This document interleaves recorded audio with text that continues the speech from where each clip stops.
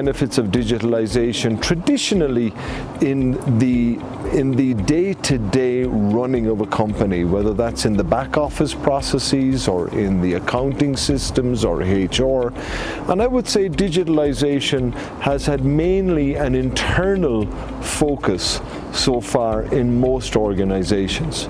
Now we're coming into the world where digitalization has to go beyond the traditional boundaries and frontiers of our organizations, and they need to reach the customers, and it also needs to reach the employees. And this comes into what we call customer experiences. And the whole purpose of digitalization, and this is very important, it has to have a purpose and create benefits beyond digitalization itself. And that brings us into the world of making experiences better for communities at large.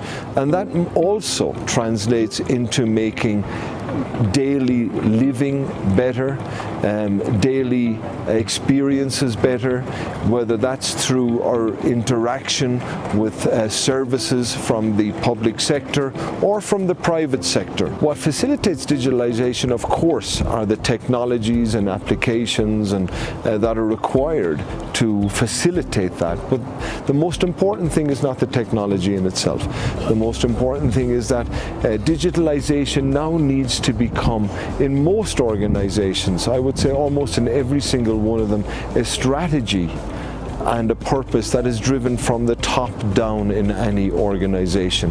I cannot think of any industry today that is not impacted by digitalization and by technology. Everything we do. How do we align everything we do, everything we make, with the educated consumer?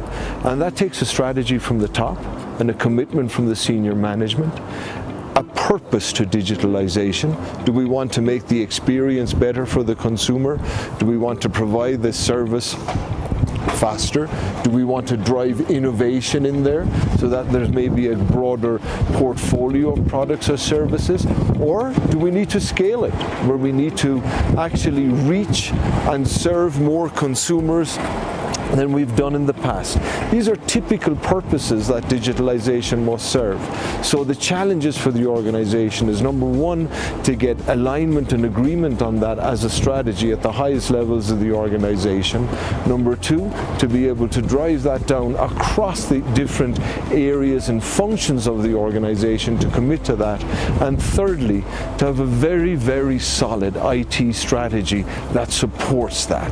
They're the three challenges that I see every day in working with customers in Mexico and around the world.